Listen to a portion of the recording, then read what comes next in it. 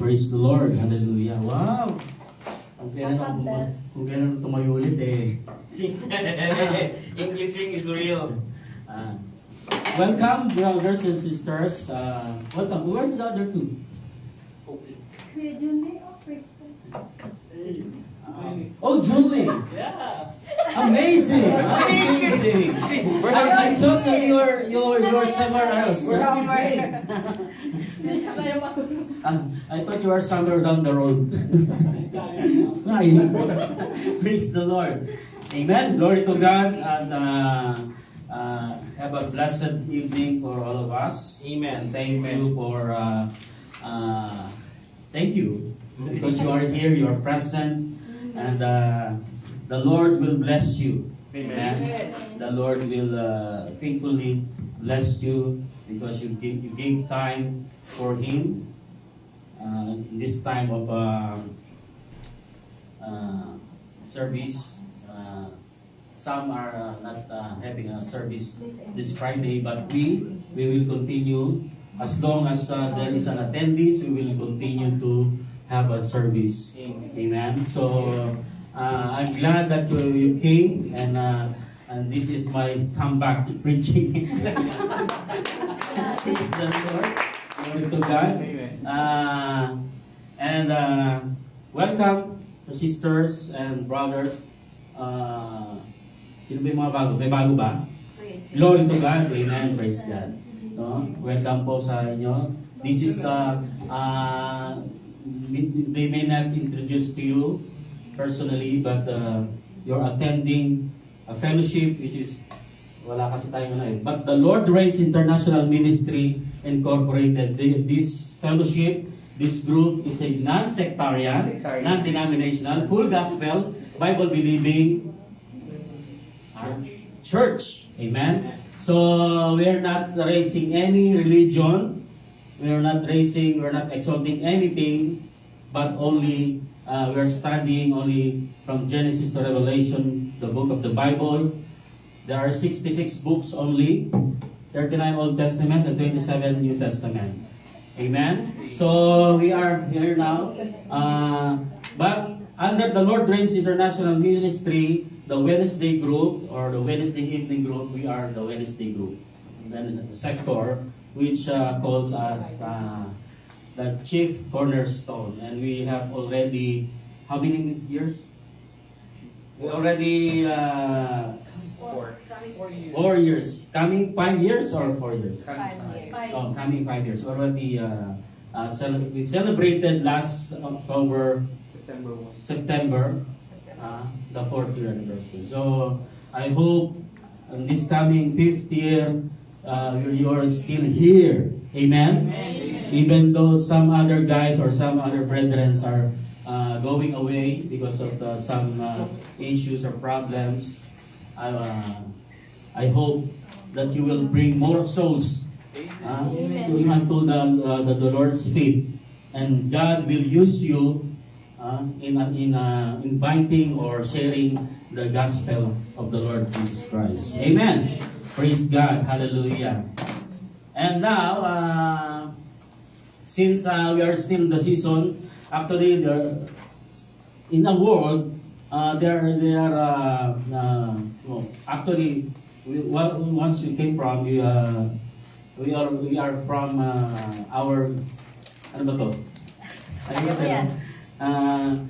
That we are in our own place that we are celebrating Christmas, right? Amen. But once we know the Lord Jesus Christ, we will not just celebrate every December or every year, but every day of our lives we should celebrate the goodness and kindness of our Lord Jesus Christ. Through the gift, the greatest gift of our God into our lives, and that's what we are going to study.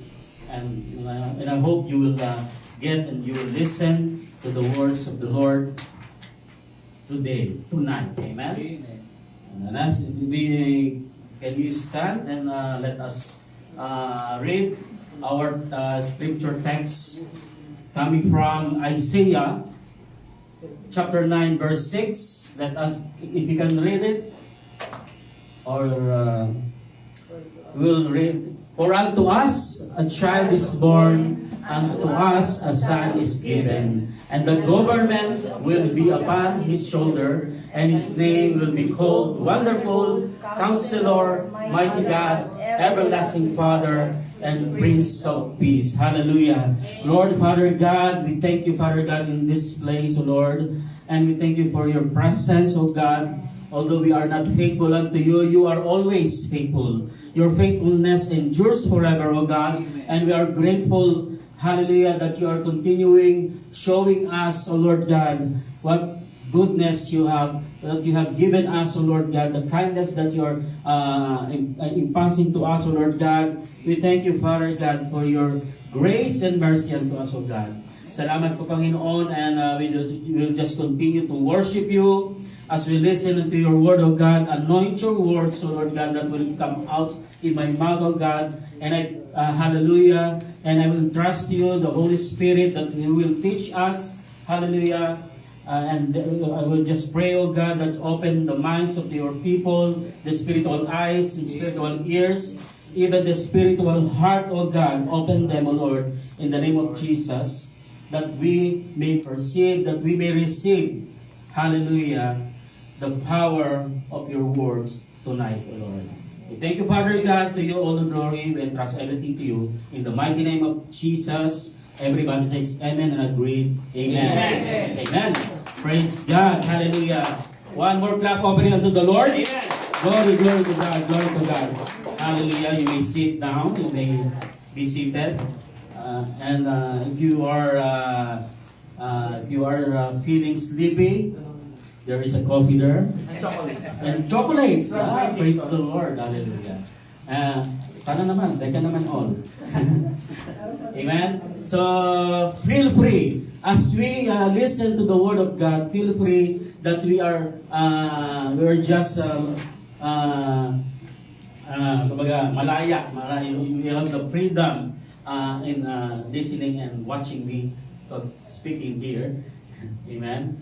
But we are going to study our topic for today, for tonight is nativity. Nativity. Who knows nativity? The meaning of nativity? Nativity means all right. Before that, we need to have an objective in our study so that we can have this goal, what we need to learn for tonight. Number one is to perceive the surpassing grace and mercy that God has for us, in that out of His own self, God really gave the redemption price for man's sin. Amen? Amen. That we need to, the God has given us the gift to us. He gave it freely, the redemption, meaning He gave His only begotten Son to us to be free. Free from what? Free from any sins. Even if you are, sometimes, we are feeling, isisip ba naman ako? We are going to church every day, every Sunday. No? But the thing that God gave to us to be redeemed is His Son, Jesus Christ. Amen? So we need to perceive that surpassing grace. No? The grace that has given to us and mercy that has given to us by God, even if we are a sinner, talamak yung ating pagkakasala, no, we are our deeds is not acceptable in the sight of the Lord. Still, God gave us His Son. Amen. Amen. Number two is to determine our appropriate response. Ano ba yung kinakailangan nating respond? What are the things that we need to respond to the gifts of the Lord our God? Amen? So that is our two objectives for tonight. So we need to have a goal to answer that or to learn that. Amen? Are we there? Yes! Lakas ang boses ni Jundi, mukhang alad na. Amen. O pumalakpak po ang tulog. Wala hindi. tulog. Wala pa. Please clap your hands, those who are asleep. No one. No one. Amen. So we read from Isaiah chapter 9 verse 6, no? And the nativity means nativity, it is Christmas, no? It is commonly known as the world over, the world that we came from also. Saan man tayo, dulo ng mundo, naroon, nararanasan natin, or alam natin to, that Christmas, no? And it means it's the nativity, which is a holy and joyful celebration of recognition of the Son, of the birth of the Son of Jesus, of the Son of God, Jesus Christ. The celebration, holy and celebration of the recognition of the Son of God, Jesus Christ. And that is nativity. Amen? Amen? Praise God. Hallelujah. So, in the process of time, many years ago, when we learned from our ancestors, no, that the Christmas time is to be celebrated, it comes to the process of time, the high moment that we know that we should know that it's supposed to be the nativity or the Christmas is a celebration of the recognition of Jesus Christ, the Lord Jesus Christ, who was born in Bethlehem, in Jerusalem. Amen. But as the past goes time, many people, even those who started the Christmas celebration, the Christmas, it's about 300 BC or AD time, when the Roman Empire or the Europeans, they started this Christmas time celebration, and they are parallel it to the believing that the sun, no, the sun with the moon, the sun is the same as the Son of God, no. So that's why we need to learn, or we need to know what is really the meaning of this nativity or the Christmas time. So many people they took away the true meaning of the occasion. We learned that the Christmas time or the celebration, the nativity is holy and joyful celebration in recognition of the birth of Son, of the birth of Jesus Christ. But many people right now, we can see it all over the world, they are celebrating Christmas time because of their Santa Clauses. No? Gift giving. They are focused in gift giving. Last time in our Thanksgiving, we exchanged gifts. No? But it's not a problem. It's not an issue that we are doing that exchanging gifts, because this is our culture already. But the main reason, meaning of the Christmas time should be priority. Our priority as a believer of Christ, as a believer of Jesus Christ. Our priority, that the meaning of the Christmas time is about the birth of Jesus Christ. Remember, it is not the baby Jesus that we are celebrating. Amen. Baby Jesus already grown up. Amen. Came to be Jesus Christ, our Lord, and He died on the cross of Calvary. And He did not remain on the cross like some other religion is doing, or they have faith on that one. But our Lord Jesus Christ resurrected. He died, but He resurrected on the third day. Amen? Amen. Do we believe on that one? Amen. That's good. Amen. So, we know now that the meaning of the Christmas is the celebration of His birth. Because of His birth, we have a life to be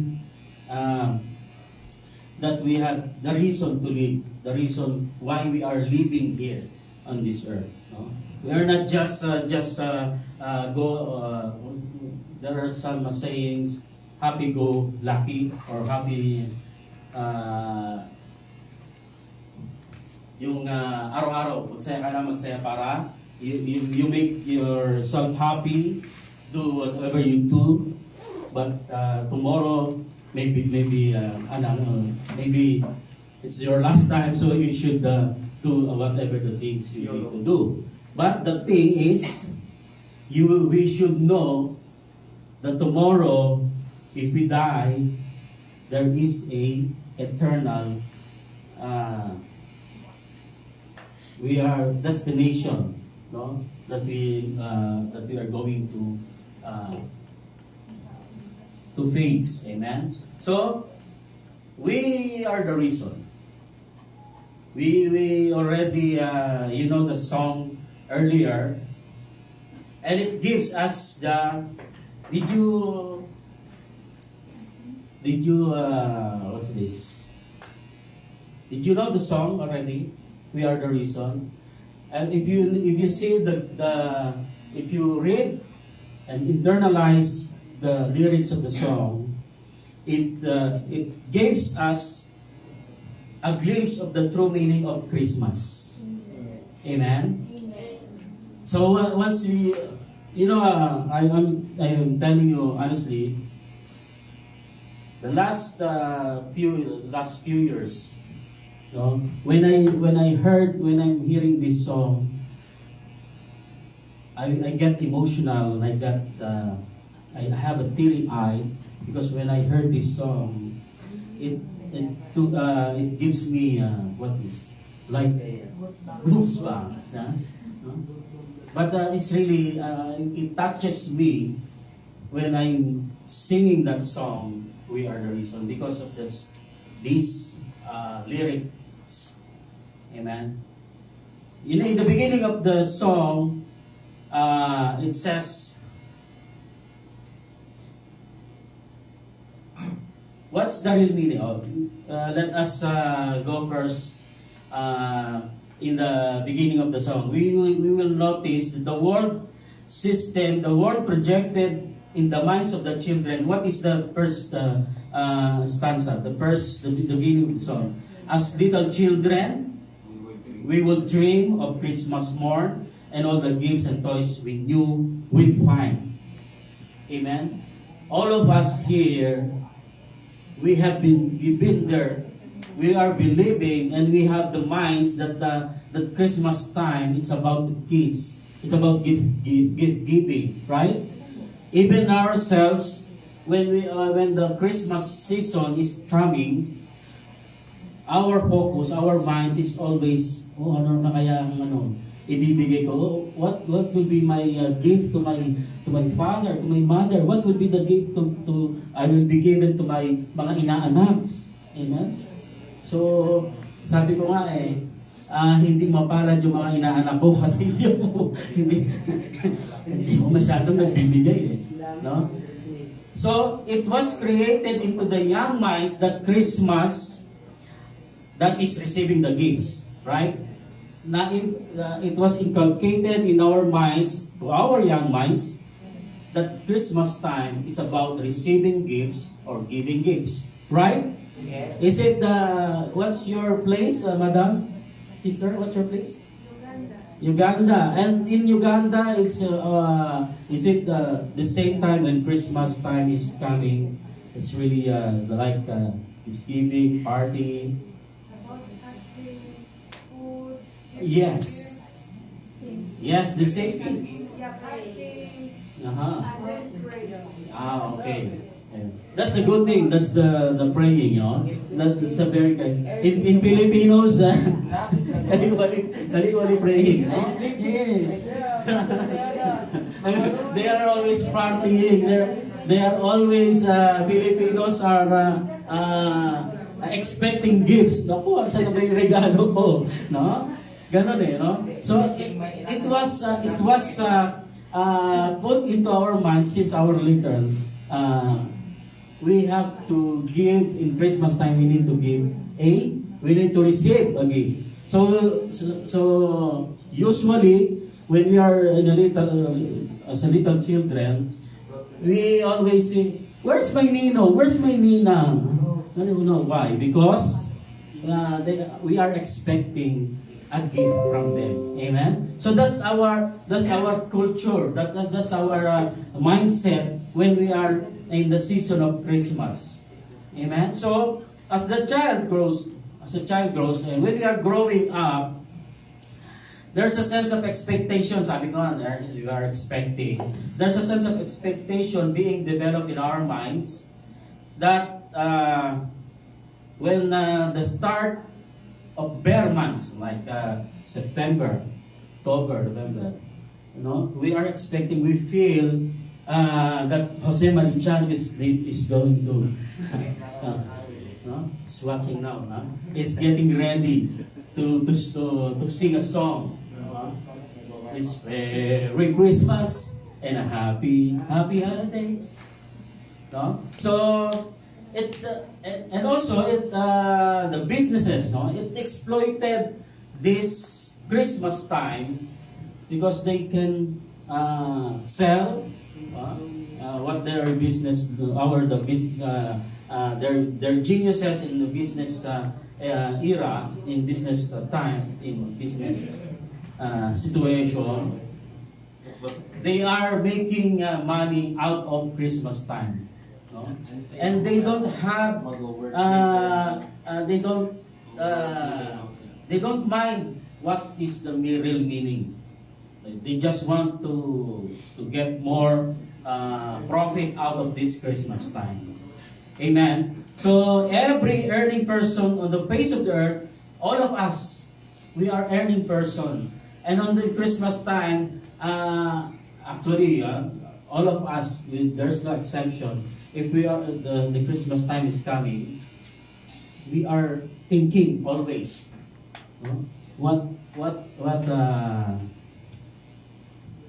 bagong damit bibiling ko, new shoes, new outfit, ano yung OOTD ko. What's introduction pala yung mahaba na. Sabi ko sa inyo preaching ito. So praise the Lord, ano oras ba? Take your time. Kata mo, take your time. 9 pa lang po. 9 pa lang Si Ryan Dilos. So bear with me because this is a very important that we know and we learn about this greatest gift that God gave us. And what's the real meaning of this season, Christmas time? And number one is God gave us the greatest gift. And it came from, we are still on We Are the Reason song, right? In the title, in the song, He gave us the greatest gift of, diba? We never realize a baby born one blessed night and gave us the greatest gift of our lives. And that started the Christmas. That's the true meaning of Christmas, the real meaning of this season. Amen? That God gave us the greatest gift, that in John 3:16, God so loved the world, and we are in the world, that He gave His only begotten Son, that whoever believes in Him should not perish, but have everlasting life. Amen? Amen. Praise God. Amen. Praise God. Hallelujah. And that breaks the familiar of gift giving, receiving gifts. This is the true meaning of God gave us the greatest gift. God gave us. God Himself gave. He gave Himself. We believe in the Trinity, right? Amen. Father, the Son, and the Holy Spirit, right? Amen. Those who don't believe it. Because God Himself gave, He is the one who sent His Son in the person of Jesus Christ. In John chapter 1, verse 1 and 14, in the beginning, the Word already existed. the Word was with God, and the Word was God. In verse 14, so the Word became human and made His home among us. That's why God gave Himself as a person of Jesus Christ in the manner of the baby Jesus in Bethlehem. He was born. No? But God, the Word was with God, and the Word was God. And that Word became human and made His home among us. He was full of unfailing love and faithfulness, and we have seen His glory and glory of the Father's one and only Son. Amen. So this is the greatest gift that God gave us. He gave Himself. Because all of us cannot go to the Father. We cannot go. We cannot have a relationship. We cannot save ourselves through our own efforts. But that's why He gave Himself to us. So whoever, like John 3:16 says, whoever believes in Him should not perish, but have everlasting life. Amen. Why we need a Savior? Why we need a saving? No? Because when we die, all of us are going to hell. If we don't have any relationship, if we don't believe that the Lord Jesus Christ is the one who will save us in eternal damnation. Amen? Amen. Praise God. So, in the next line, we are the reason that He gave His life. We are the reason that He suffered and died. That's a very great words and an impact words to us. The reason He suffered and died is for us to live. Amen? For us to show us the reason to live. That's why we were singing it earlier. So the real meaning of the Christmas celebration will be remembering our fallen nature. Our fallen nature, this is basic. If we are already in the relationship with the Lord our God, we know that we are sinners in the sight of the Lord.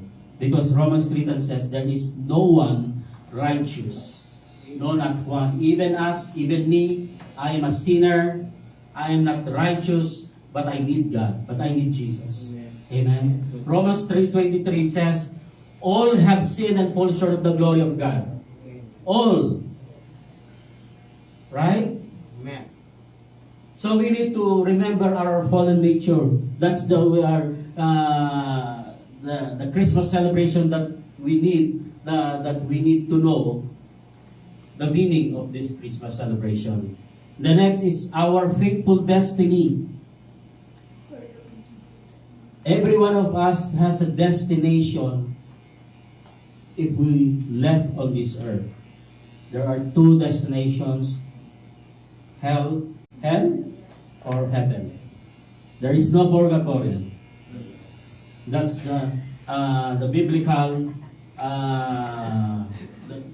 that's from the Bible or the biblical faith that we have, and we believe on that there is only two destinations that the man or the people is going to when we left on this earth. For the wages of sin is death. All of us have sinners. We know already from Romans 3:10 and 3:23. We are all sinners, and the wages of sin, may kabayaran ang mga kasalanan natin.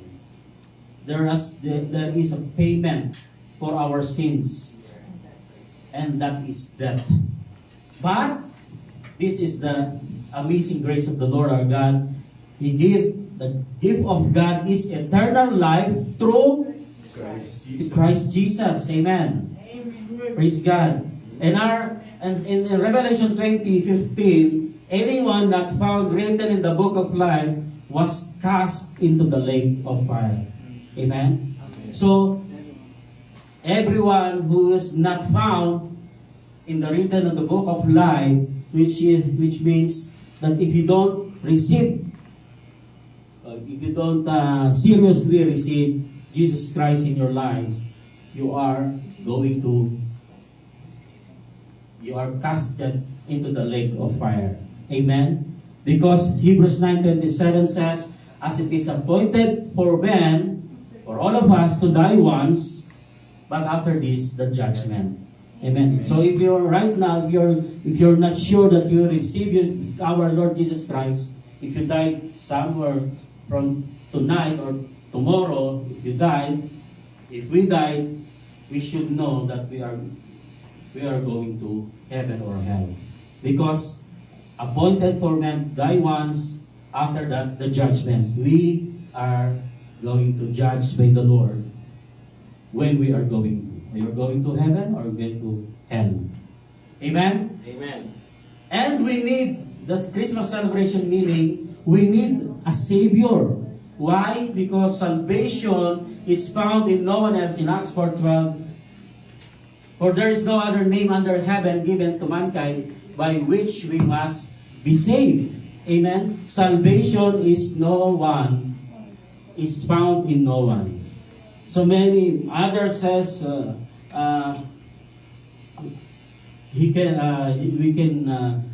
go through Blessed Virgin Mary. Others says you can go to Muhammad. Others says you can go to Buddha.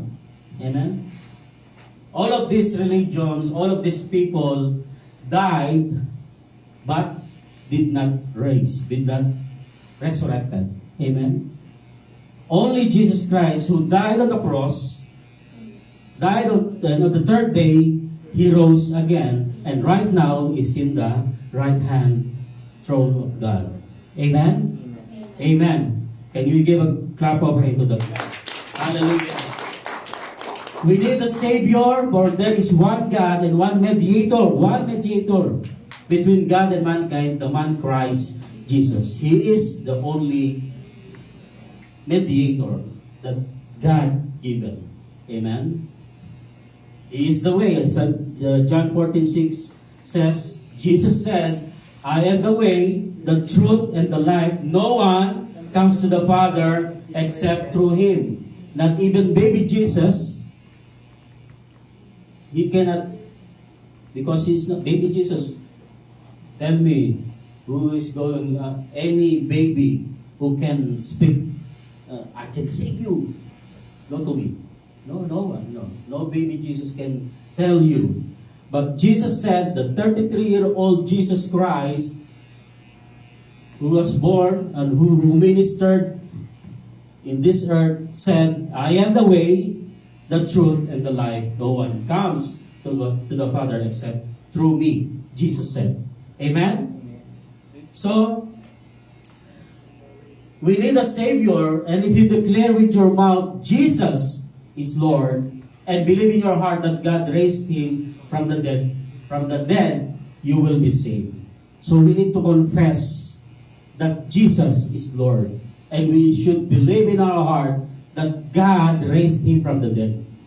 We should believe that, because that's the part of being saved and believing in Jesus Christ. So we have when we encountered the Lord Jesus Christ, we prayed before and accept Him as our Lord and Savior. Not just a Savior, but a Lord, a Master. Amen.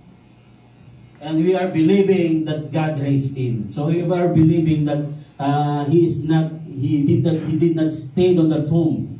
He was resurrected, and now in the right hand of God. Amen? Amen. We believe that. Amen. From here, do you believe this? We do. Amen. Glory to God. Praise God. And this is the thing that we need to learn more. What is our response for this greatest gift that God gave us? That God gave us Jesus Christ.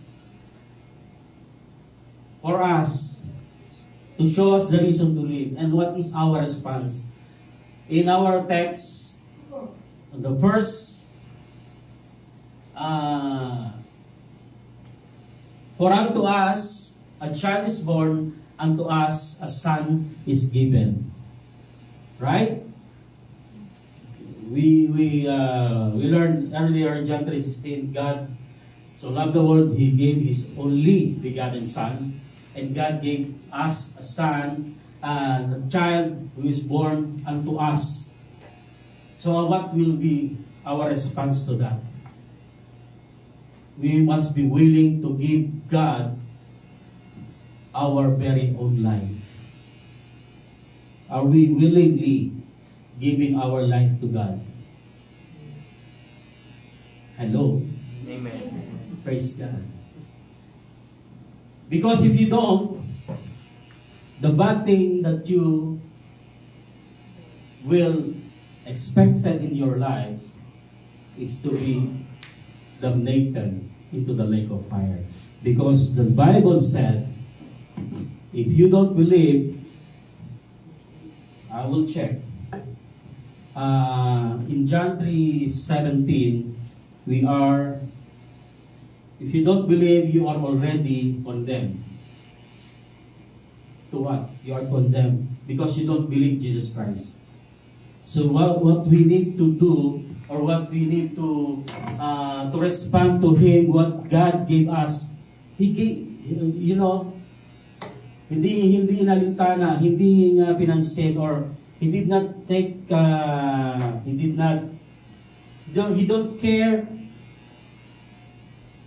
of being a human.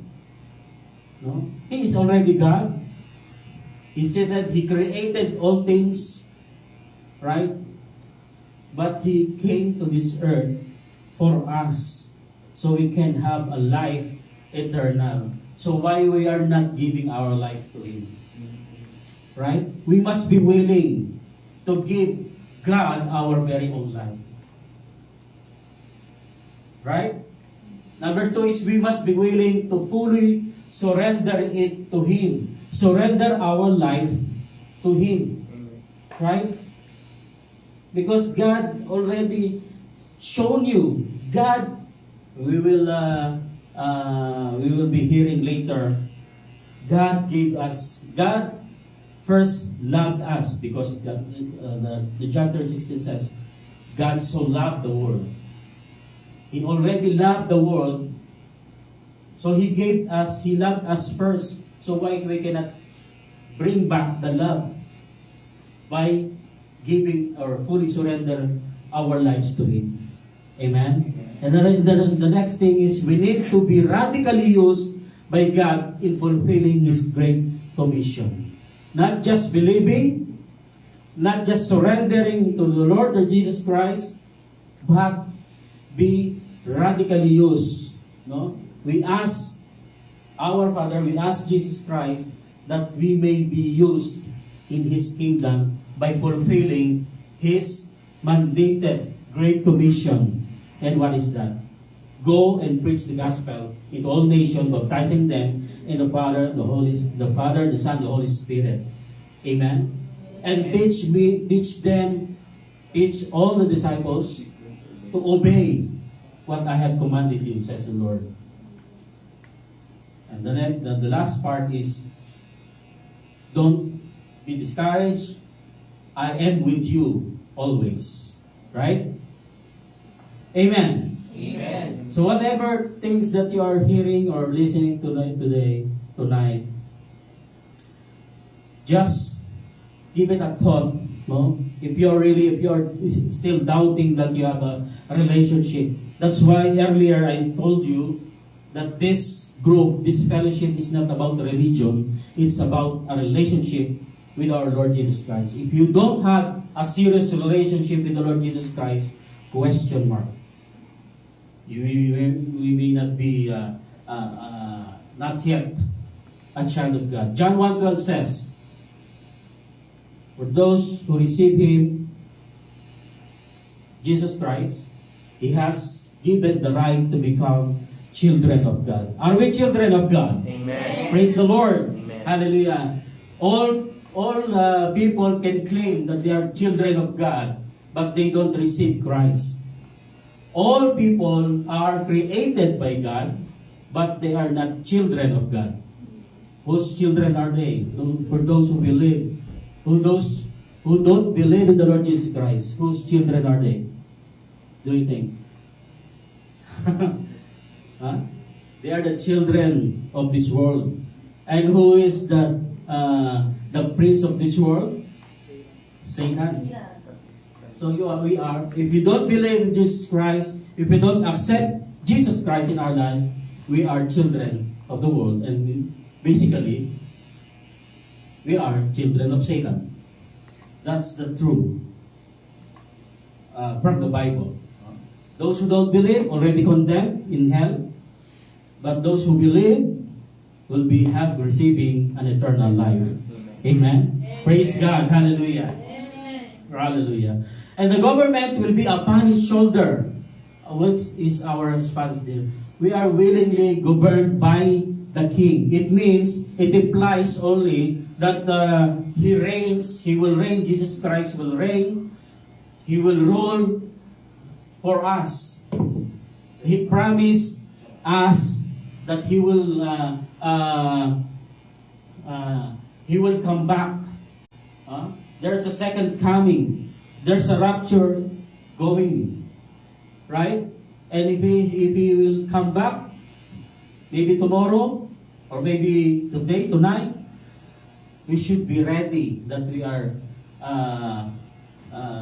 we will be raptured by the Lord Jesus Christ. We will be with Him. Because if we are raptured, if we are going to be with Jesus Christ when He came back at the second coming, we will be reigning, we will be governing in 1,000 years in the kingdom of the Lord. The Lord will make a new Jerusalem in 1,000 years. That's 1,000 years. The Satan will also be ano yun? Ano sa hell, no? It will be bondage in 1,000 years. So in 1,000 years we will be governing with the Lord Jesus Christ. So we should be willingly be governed by the Lord Jesus Christ. Be prepared to govern with Him. So how can we be prepared in governing with the Lord Jesus? We should follow what He is commanding to us. Amen? Amen. Romans 12:2. Do not be conformed to the pattern of this world, but be transformed by renewing of your mind. Amen? Ano kasunod? Memorize. Praise God. No? So we prepare to be His leader for His kingdom reign. Kasama tayo eh. We are involved, we are with the Lord Jesus Christ. When He reigns, we will reign also. Right? Hallelujah. We will be His leader. Right now, the Lord, our God, is knocking on our door of our heart. He is asking you, or He is asking us to be a leader. Because many people are still doesn't know who He is, right? And we should be leading other people to Christ. We should let them know Jesus Christ. Amen? Praise God. And His name will be called Wonderful, Counselor, Mighty God, Everlasting Father, Prince of Peace. And our response we should not be silent. We know that the Lord Jesus is our Prince of Peace. He is our Everlasting Father. He is our Mighty God. He is wonderful. He is our Counselor. We can see here the Trinity, the Trinitarian person of our God. He is wonderful. He is Counselor. What Jesus said in John 14, He said, I will give you the Counselor who will comfort you, and that is the Holy Spirit, right? The mighty God, this is our everlasting Father, and the Prince of Peace is the Lord Jesus Christ. Here you can see the Trinity, the third person of our God. Amen. So don't be silent. We should not be keeping in ourselves only what we have learned, what we know about Jesus Christ, because He is our God, He is our Prince of Peace, and He is our everlasting Father. So let the people know our Lord Jesus Christ is spread the good news and the greatest gift of our lives, and that is our appropriate response to the greatest gift of our lives, which is the Lord Jesus Christ. Did we understand? Amen.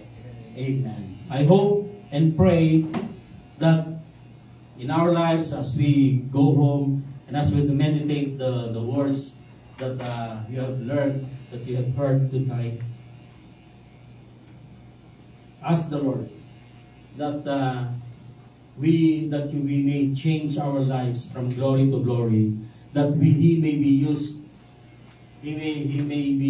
us in spreading the good news of our Lord, that the reason we live is to show the reason we live. Amen? Amen. And that is the conclusion. Magandang ako, diba? Anong oras na ako? Our conclusion says, God's greatest gift poses a great challenge for each one of us. God does not want this gift to be ignored or set aside.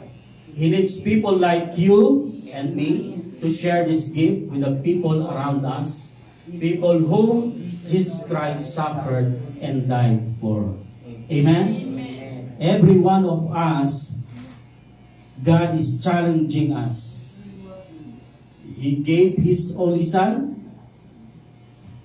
to be our gifts in our lives.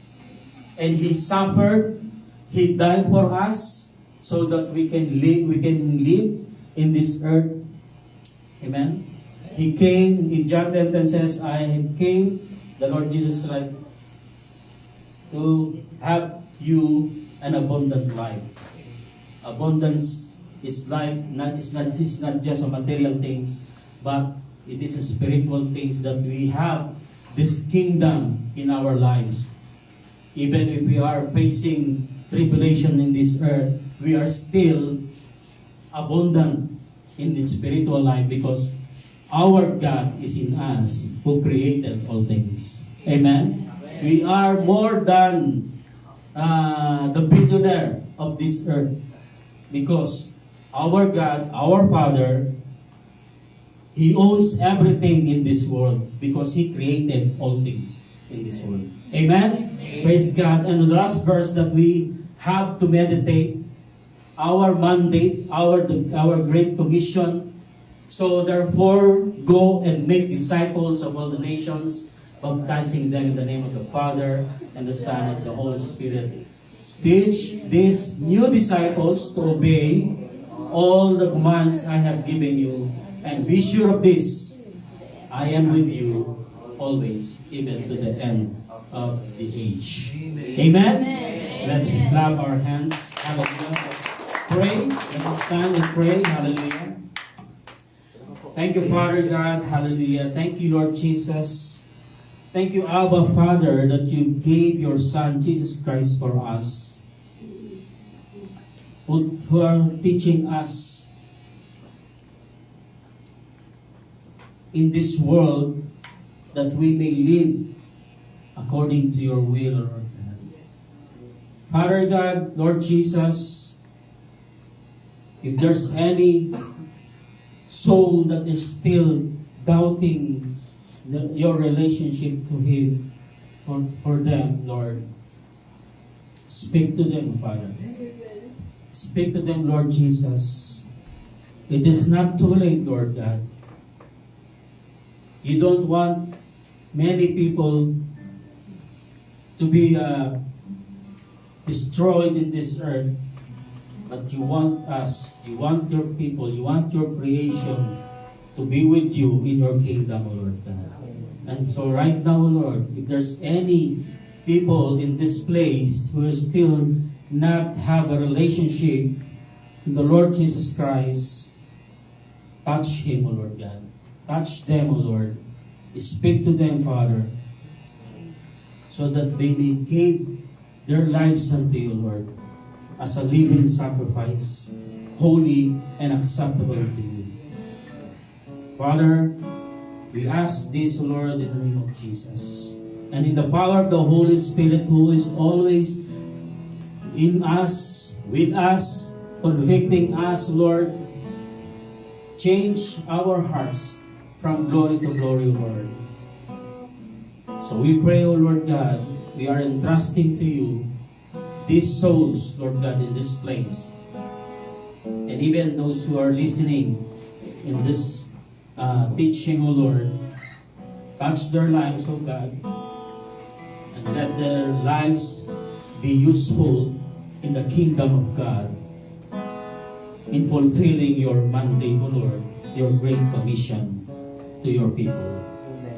We thank you, Father God. We thank you everything. We thank you for all the grace and mercies that you have imparted us, that you have been giving us, Lord.